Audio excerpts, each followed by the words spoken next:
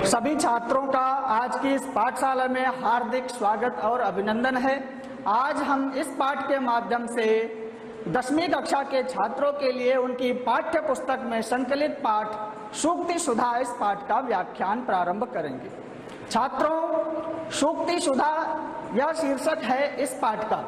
सूक्ति सुधा अर्थात मधुर अमृत वचन जो हमारे जीवन में काम आते हैं, अर्थात जिन वचनों का ज्ञान प्राप्त करके हम अपने जीवन को सुधार सकते हैं, अच्छे मार्ग पर चल सकते हैं, उन्हीं वचनों का संकलन इस पाठ में किया गया है।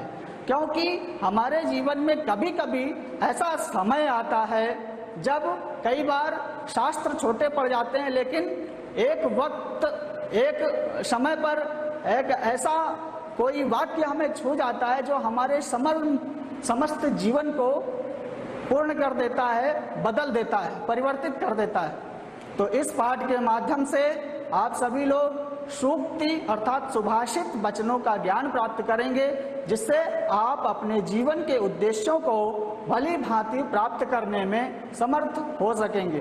तो आज का हम यह पाठ प्रारंभ करते हैं। सर्वप्रथम पहले श्लोक का हम आदर्श वाचन प्रारंभ करेंगे।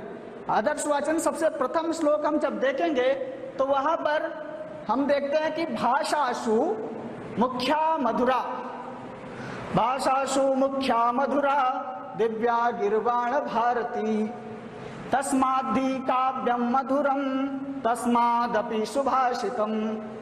अर्थात भाषासु समस्त भाषाओं में, संसार की समस्त भाषाओं में। अब यहाँ एक पद ये उठाते हैं गीर्वाण भारती, जैसे कि पहले हम इसका जब अर्थ करना प्रारंभ करेंगे तो सबसे पहले हम सारे पदों को क्रम वाइज रखते जाएंगे। जैसे कि भाषासु,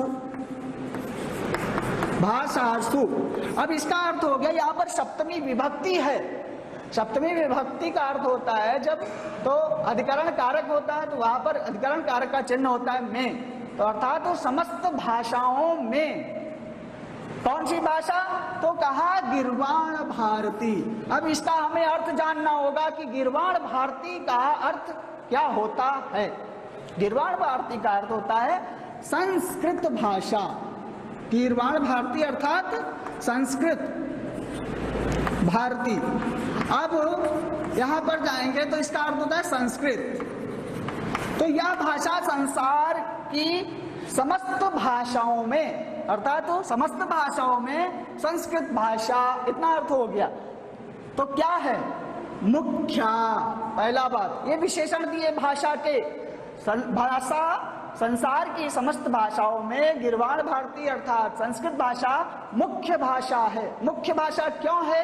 क्योंकि संसार की समस्त भाषाओं की जननी यह संस्कृत भाषा मानी जाती है, अर्थात सबसे प्राचीन भाषा है और समस्त भाषाओं में इस भाषा के शब्द ग्रहित किए जाते हैं, प्राप्त होते हैं। चाहे वो भारतीय भाषा हो अथवा कोई विदेशी भाषा हो, वहां पर संस्कृत भाषा के शब्द प्रायः देखने में आते हैं। अब मधुरा भाषा, संसार की समस्त भाषाओं में मधुरा भाषा अर्थात मधुर भाषा, जो बोलने में श्रुति कानों को अच्छी लगे, ऐसी भाषा कौन सी भाषा है? वह भी संस्कृत भाषा है। तो अब देखिए दिव्य भाषा कौन सी है? तो कहा कि दिव्य भाषा भी संस्कृत भाषा है। तो संसार की समस्त भाषाओं में मुख्य भाषा संस्कृत भाषा, संसार की समस्त भाषाओं में मधुर भाषा संस्कृत भाषा, संसार की समस्त भाषाओं में सबसे दिव्य भाषा वह भी संस्कृत भाषा है। क्यों? तो कहा कि तस्माद्धि काव्यम मधुरम, यह भाषा मधुर है, इसका काव्य भी मधुर है। तस्माद्धि काव्यम मधुरम तस्मादपि सुभाषितम, कहा कि उसका काव्य जो है वह उससे भी अधिक ज्यादा सुभाषित है, मधुर है। उसके वचनों को सीख करके व्यक्ति अपने जीवन के उद्देश्यों को प्राप्त करने में सफल होता है। इस प्रकार से इस श्लोक का अर्थ निकलता है। एक बार पुनः इसको ध्यान से रखें कि संसार की समस्त भाषाओं में सबसे मधुर भाषा, सबसे दिव्य भाषा सबसे दिव्य भाषा जो है वह संस्कृत भाषा है। इस प्रकार से क्योंकि इसका जो काव्य है वह भी मधुर है और इसका जो सुभाषित वचन है वह भी अन्य भाषाओं से मधुर हैं और अपने जीवन में उतारने के योग्य हैं। इस प्रकार से श्लोक का अर्थ पूर्ण होता है। अब सबसे पहले ये ध्यान रखें कि श्लोक का अर्थ लिखते समय आपको संदर्भ जरूर लिखना है। जब संदर्भ आप लिखेंगे तो कैसे लिखेंगे? प्रस्तुत श्लोक हमारी पाठ्य पुस्तक कक्षा 10 के पद्य पीयूषम नामक पुस्तक में खंड में पद्य पीयूषम नामक खंड में सूक्ति सुधा नामक पाठ से संकलित है। ये आपका पूरे पाठ के जितने भी श्लोक हैं उनमें यही वाला जो संदर्भ है चलता रहेगा। अब हम आगे श्लोक में बढ़ते हैं। अब इसके प्रसंग पे जाते हैं। तो प्रस्तुत श्लोक में संस्कृत भाषा के महत्व के विषय में बतलाया गया है। इतना आपका प्रसंग हो जाएगा। अब आगे के श्लोक पर बढ़ते हैं।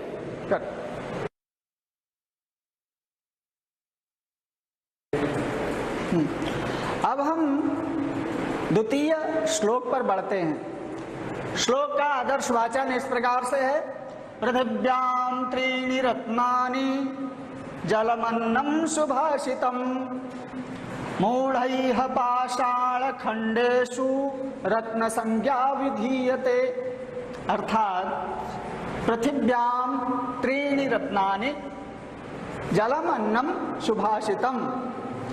यह पृथ्वी के, यहाँ पर इसका प्रसंग पहले जान लीजिए। संदर्भ वही चलेगा जो हमने पहले बताया कि पहले श्लोक में जो बता दिया वही वाला प्रसंग संदर्भ चलेगा। अब यहाँ पर प्रसंग इसका क्या है कि पृथ्वी पर 3 रत्नों के विषय में प्रस्तुत श्लोक में बताया गया है। पृथिव्यां त्रीणि रत्नानि, अर्थात पृथ्वी पर 3 रत्न हैं। अब वो 3 रत्न कौन कौन से हैं यह बताना चाह रहे हैं कि पृथ्वी पर 3 रत्न हैं। पहला रत्न जलम, दूसरा रत्न अन्नम, तीसरा सुभाषितम। तो 3 रत्न पृथ्वी पर पाए जाते हैं। उन 3 रत्नों को प्राप्त करना जो विद्वान लोग होते हैं वो 3 रत्नों को प्राप्त करने में अपना समय लगाते हैं, अपना परिश्रम अर्जित करते हैं, खर्च करते हैं। पृथिव्यां त्रीणि रत्नानि जलम अन्नम सुभाषितम। अब यहाँ पर देखिए पृथिव्यां, पृथ्वी पर, त्रीणि 3, रत्नानि रत्न, यह बहुवचन है। कौन कौन से?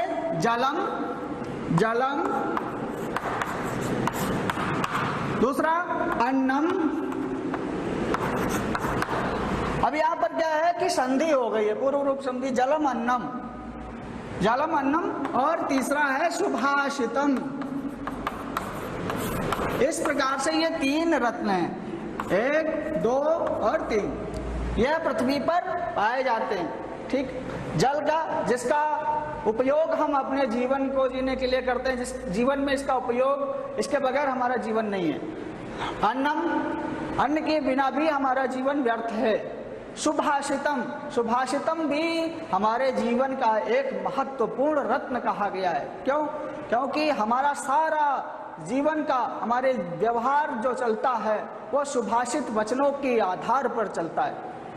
क्योंकि यदि हम किसी व्यक्ति से व्यवहार में मधुर वाणी का प्रयोग नहीं करते हैं तो हमारा उसके साथ संबंध खराब हो जाता है और हमारा आदर भी कोई नहीं करता है। अतः हमें अपने लोगों के साथ में कभी भी कटु वचनों का व्यवहार नहीं करना चाहिए, अर्थात सुभाषित वचनों का ही व्यवहार करना चाहिए। सुष्ठु भाषितम इति सुभाषितम, अर्थात जो सुंदर प्रकार से बोला जाए उसी को सुभाषित कहते हैं। तो हमारा सारा व्यवहार जब सुभाषित वचनों के माध्यम से होता है तो हमारा सभी लोग सम्मान करते हैं। तो अब देखिए द्वितीय लाइन पर आते हैं, द्वितीय पंक्ति पर। यह जो 3 रत्न हैं ये विद्वान लोग मानते हैं। अब द्वितीय पंक्ति पर आते हैं मूढ़ैः। मूढ़ैः का अर्थ होता है मूर्ख व्यक्ति, मूर्ख। ऐसा व्यक्ति जो मूर्ख होता है जिसे सत्य क्या है असत्य क्या है ज्ञान नहीं है, ज्ञान क्या है अज्ञान क्या है ये ज्ञान नहीं है, उसको अपने विवेक का इस्तेमाल नहीं करता है, ऐसा व्यक्ति किसको रत्न समझता है? पाषाण खंडेशु, अर्थात पत्थरों के टुकड़ों को रत्न समझता है। कौन? मूर्ख व्यक्ति। मूढ़ैः पाषाण खंडेशु रत्न संज्ञा विधीयते, अर्थात जो मूर्ख व्यक्ति होता है केवल पत्थरों के टुकड़ों को रत्न समझ करके अपने जीवन का संपूर्ण समय उन्हें अर्जित करने में लगा देता है। तो इस प्रकार से इस श्लोक का जो भाव है आपके जीवन में आपको उतारना चाहिए, अर्थात हमें केवल पत्थरों के टुकड़ों को रत्न मान करके उनको अर्जित करने में अपने जीवन के समय को नष्ट नहीं करना चाहिए।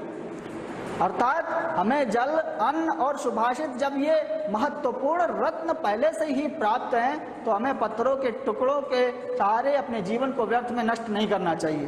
तो इस प्रकार से यह आपका दूसरा श्लोक पूर्ण होता है। इसकी व्याख्या आपको मैंने बताई। अब उसी प्रकार से संदर्भ में भी वही चल रहा है, पूर्ववत प्रसंग आपका बता देना है कि प्रस्तुत श्लोक में पृथ्वी पर 3 रत्नों के विषय में बताया गया है और मूर्ख लोग पत्थरों के टुकड़ों को ही रत्न मान करके अपना व्यवहार करते हैं। इस प्रकार से इसका ये संदर्भ और प्रसंग दोनों निश्चित हो गया। अब हम आगे बढ़ते हैं तीसरे श्लोक पर। तीसरा श्लोक है काव्य शास्त्र विनोदेन, अर्थात काव्य शास्त्र विनोदेन कालो गच्छति धीमताम। अब यहाँ पर इस जो हम अगला श्लोक बताएंगे तीसरा, उसमें क्या है कि मूर्ख व्यक्ति अपना समय कैसे व्यतीत करता है और एक विद्वान व्यक्ति जो होता है वो अपने जीवन का समय कैसे व्यतीत करता है, यह अंतर बताया गया है। तो सबसे पहले कहा है कि जो विद्वान व्यक्ति होता है वह अपने जीवन का समय काव्य शास्त्र के विनोद में व्यतीत करता है, अर्थात एक दूसरे से वह अपने मित्रों से जब मिलता है तो शास्त्रों की चर्चा करता है, अपने पढ़े हुए विषयों की चर्चा करता है और उन्हीं में उसका समय बीतता है। परंतु जो मूर्ख व्यक्ति होता है वह अपना समय, जो दुष्ट व्यक्ति होता है वह अपना समय निद्रा में व्यतीत करता है, व्यसनों में व्यतीत करता है और एक दूसरे से लड़ाई झगड़ा करने में व्यतीत करता है। अब इसका श्लोक पहले देख लीजिए कि काव्य शास्त्र विनोदेन, विनोदेन कालो गच्छति धीमताम, गच्छति धीमताम। इस प्रकार से ये पहली पंक्ति हो गई श्लोक की। काव्य शास्त्र विनोदेन कालो गच्छति धीमताम, अर्थात धीमताम का अर्थ होता है विद्वान व्यक्ति। जब यहाँ पर विद्वान, ये देखिए विद्वान व्यक्ति का समय किसमें व्यतीत होता है? काव्य शास्त्र विनोदेन, अर्थात काव्य शास्त्रों का चिंतन करने में उसका समय व्यतीत होता है। जब वो अपने मित्रों से मिलता है तो काव्य शास्त्रों की बात करता है, अपने द्वारा पढ़े गए विषयों का चिंतन करता है, उनका मनन करता है और उन्हें स्मरण करने के लिए अपना समय व्यतीत करता है। तो इस प्रकार से उसका काल व्यतीत होता है, गच्छति अर्थात व्यतीत होता है। तो विद्वान व्यक्ति जो होता है उसका काल काव्य शास्त्र में व्यतीत होता है। लेकिन जो मूर्ख व्यक्ति होता है उसका समय कैसे व्यतीत होता है, तब वह दूसरी पंक्ति में बता रहे हैं कि व्यसनेन च मूर्खाणाम, व्यसनेन च मूर्खाणाम। कहते हैं कि मूर्ख व्यक्ति जो होता है, अब इसको मूर्ख पद को याद रखें, मूर्ख व्यक्ति का जो समय है वह व्यसन अर्थात गंदी आदतों में, गंदे कार्यों में, बुरे कार्यों में, जो समाज में अच्छे लोगों के द्वारा बताए गए निंदित कार्यों को करने में अपना समय व्यतीत करते हैं, वो मूर्ख लोग होते हैं। और निद्रया अर्थात इससे जो लड़ाई झगड़ा और बुरी आदतों से जो समय बचता है उसके बाद वो अपना समय कहाँ पर व्यतीत करते हैं? निद्रा में व्यतीत करते हैं, अर्थात वो सोते रहते हैं। और उससे भी जो समय बचता है वह अपना समय कलह अर्थात लड़ाई झगड़े में व्यतीत करते हैं। विद्वान और मूर्ख दोनों में यह अंतर है कि विद्वान अपना समय काव्य शास्त्र का चिंतन करने में व्यतीत करता है और मूर्ख व्यक्ति व्यसनों में, निद्रा में और एक दूसरे से लड़ाई झगड़ा करने में व्यतीत करता है। तो इस प्रकार से मूर्ख और विद्वान व्यक्ति में अंतर समझ गया। अब आपको समझना है कि आपको मूर्ख बनना है अथवा विद्वान बनना है।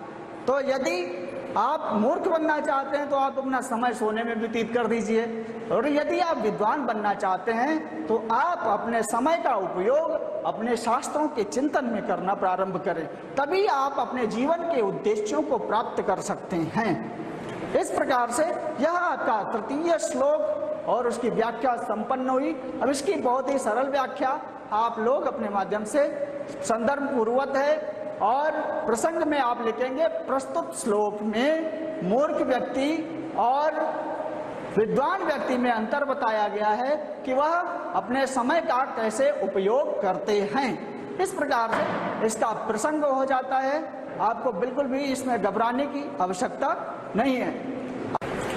अब चतुर्थ श्लोक पर आते हैं। चतुर्थ श्लोक कैसे है कि श्लोकस्तु श्लोकस्तु श्लोकताम याति, ऐसे करके आप उसका उच्चारण बड़ी बात है। संस्कृत में उच्चारण की शुद्धता का बड़ा महत्व होता है। जब तक हम अपने उच्चारण को ठीक प्रकार से नहीं उच्चारित करेंगे तब तक हम संस्कृत भाषा के अर्थ का सही ज्ञान नहीं कर पाएंगे। श्लोकस्तु श्लोकताम याति, इस प्रकार से इसका पहला पद हो गया। यहाँ पर अनुष्टुप छंद चल रहे हैं, ये सारे जितने भी शब्द श्लोक हैं आपके ये अनुष्टुप छंदों में। तो श्लोकस्तु श्लोकताम याति यत्र तिष्ठन्ति साधवः, यत्र तिष्ठन्ति साधवः, साधवः कह रहे हैं कि श्लोक जो हमारे जीवन में अत्यंत महत्व रखता है, अर्थात हमें अपने जीवन के उद्देश्यों के विषय में एक महत्वपूर्ण ज्ञान प्रदान करते हैं, ऐसे श्लोक होते हैं, अर्थात हमारी कीर्ति को फैलाते हैं। श्लोक अपनी कीर्ति को कब प्राप्त करता है? जहां पर साधवः, साधवः अर्थात जिनका स्वभाव सज्जन होता है, ऐसे लोग साधवः कहे जाते हैं। अर्थात ये बहुवचन है साधु शब्द का, साधु साधु साधव। तो इस प्रकार से जहां पर सज्जन पुरुष होते हैं वहां पर श्लोक अपनी श्लोकता को अर्थात कीर्ति को प्राप्त करता है, ये बात याद रखें। श्लोकस्तु श्लोकताम याति यत्र, अर्थात जहां पर तिष्ठन्ति रहते हैं, स्थित होते हैं या बैठे होते हैं, कौन? साधवः, जहां पर साधु अर्थात सज्जन लोग होते हैं वहां पर श्लोक अपनी श्लोकता को प्राप्त होता है। अर्थात श्लोक का वास्तविक महत्व साधु लोगों के साथ में ही होता है, अर्थात सज्जन लोगों के साथ में होता है। परंतु जहां पर असाधु होते हैं वहां पर क्या होता है? तब अगली पंक्ति में बता रहे हैं कि लकारो लुप्यते यत्र। लकार, लकार का अर्थ होता है ला वर्ण। प्रत्येक वर्ण के बाद संस्कृत भाषा में कार लगाने की परंपरा है। जैसे हम आ का कहना, आ हमें लिखना है तो इसके बाद हम अकार लिख देते हैं, ई कहना है तो इकार कह देते हैं। इस प्रकार से ला को कहना है तो लकार कहेंगे। अब यहां ध्यान रखें, लकारो लुप्यते, लुप्यते यत्र, इस प्रकार से जहां पर ला लुप्त हो जाता है, यानी श्लोक ये शब्द लिखा है, ठीक, और इस ला का लोप यदि हो जाए तो यहां पर क्या बचता है? शोक, ठीक है। तो लुप्यते, लकार जहां लुप्त होता है, तत्र, तत्र वहां पर, यत्र अर्थात वहां, तत्र वहां, तत्र तिष्ठन्ते, तिष्ठन्ते असाधवः, इस प्रकार से कहा असाधवः। यह क्या दूसरी पंक्ति का अर्थ हुआ, यानी श्लोकस्तु श्लोकताम याति यत्र तिष्ठन्ति साधवः।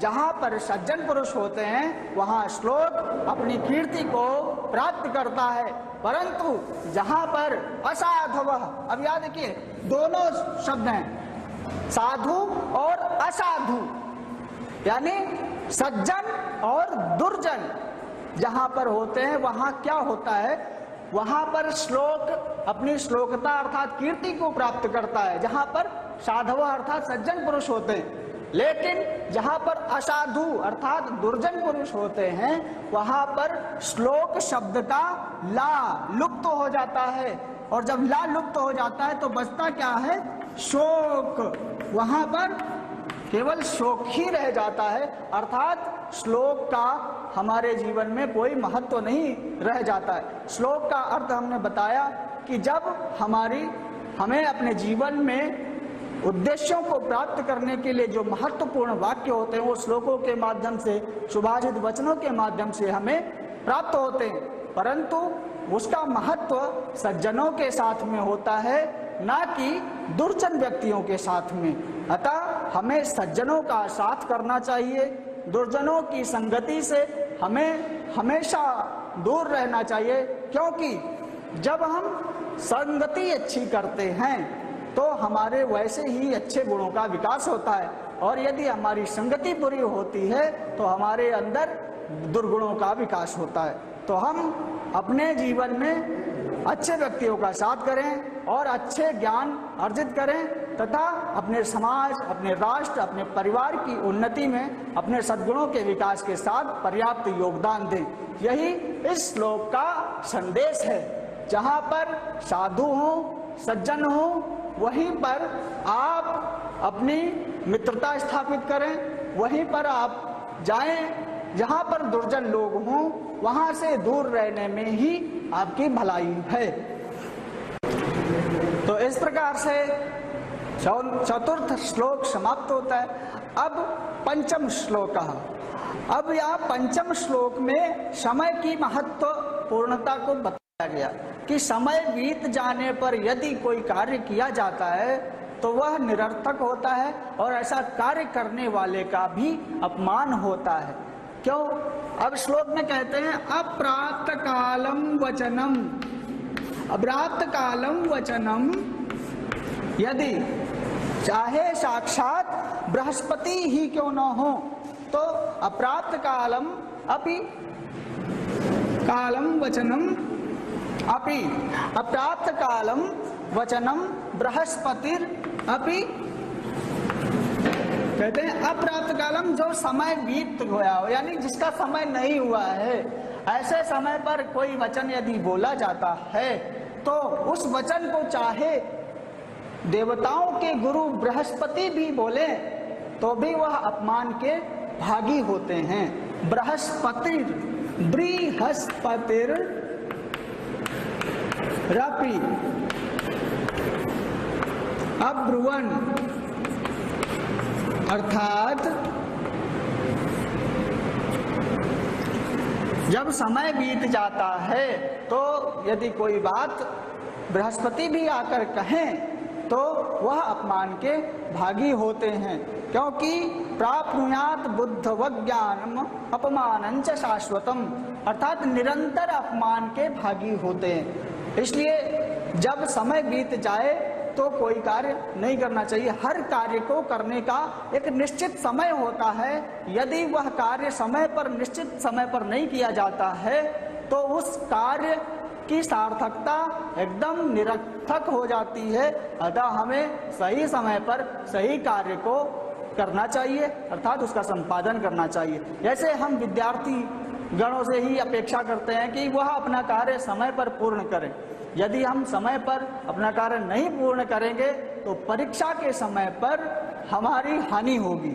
अतः अपना समय एकदम सदुपयोग करें। उसका समय का जो दुरुपयोग करता है उसका समय कभी आदर नहीं करता है। अतः यदि अपने जीवन में आगे बढ़ना चाहते हैं तो कभी भी समय का अपमान नहीं करना चाहिए। अब देखिए, पंचम श्लोक हो गए आपकी इस पाठशाला में। एक तो कहां से शुरू किया हमने, भाषासु मुख्यम मधुरा से अप्राप्त कालम वचनम तक। अब हम इस पाठ में आपको कुछ गृह कार्य देना चाहते हैं।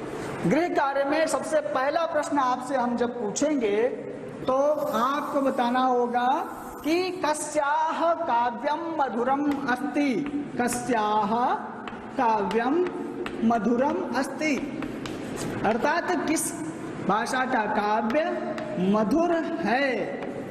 जैसा कि हमने अभी पढ़ाया था कि किस भाषा का काव्य मधुर है, ये प्रश्न हो गया पहला।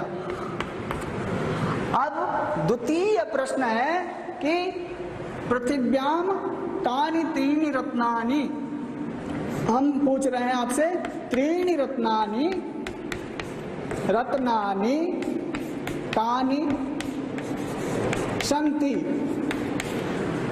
कानि सन्ति। इस प्रकार से ये द्वितीय प्रश्न आपके मध्य में है, यानी आपको बताना है कि तीन रत्न कौन कौन से हैं। आपने श्लोक पढ़ा है, पृथिव्याम त्रीणि रत्नानि जलमन्नम सुभाषितम मूढ़ैः पाषाण खंडेषु रत्न संज्ञा विधीयते। ठीक है, इस प्रकार से आप इसके उत्तर को भी लिख सकते हैं, उसकी व्याख्या को ही उत्तर बना सकते हैं। अगला प्रश्न आपके लिए है कि धीमतां कालः कथं गच्छति, धीमतां कालः कथं गच्छति, अर्थात जो विद्वान लोग होते हैं उनका समय कैसे व्यतीत होता है, यह आपको बताना है। आपने श्लोक पढ़ा कि काव्य शास्त्र विनोदेन कालो गच्छति धीमतां। इस प्रकार से आपका यह तीसरा प्रश्न हो गया, तृतीय प्रश्न हो गया। अब चतुर्थ प्रश्न आपके लिए है कि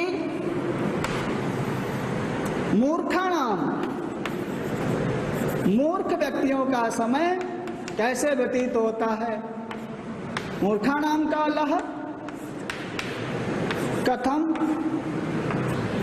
व्यतीतः कथम गच्छति। अब ये चौथा प्रश्न हो गया कि मूर्खाणाम कालः कथम गच्छति, अर्थात मूर्ख व्यक्तियों का समय किस प्रकार से व्यतीत होता है, वो अपने समय को किस प्रकार व्यतीत करते हैं, आपको बताना पड़ेगा। कि मूढ़ैः पाषाण खंडेषु रत्न संज्ञा विधीयते, वो रत्न संज्ञा में था। काव्य शास्त्र विनोदेन कालो गच्छति धीमतां व्यसनेन च मूर्खाणाम निद्रया कलहेन वा। अर्थात इस श्लोक को जब याद करेंगे, उसकी व्याख्या को याद करेंगे, तब आप इसके प्रश्न को के उत्तर को भली भांति आप इसका उत्तर दे सकेंगे। अंतिम प्रश्न है आपके लिए पांचवा।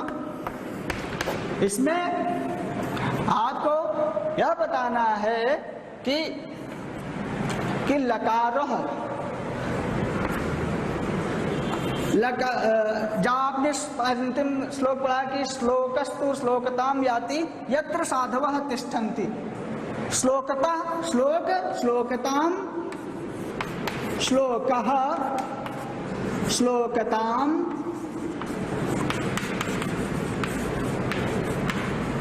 कदा कदा याति, अर्थात श्लोक अपनी श्लोकता को कब प्राप्त होता है। आपने उसका श्लोक पढ़ा कि श्लोकस्तु श्लोकताम याति यत्र तिष्ठन्ति साधवः लकारो लुप्यते यत्र तत्र तिष्ठन्त्य साधवः। इस प्रकार से आपका यह पाठ पूर्ण होता है। अगला भाग अगली कक्षा में। धन्यवाद।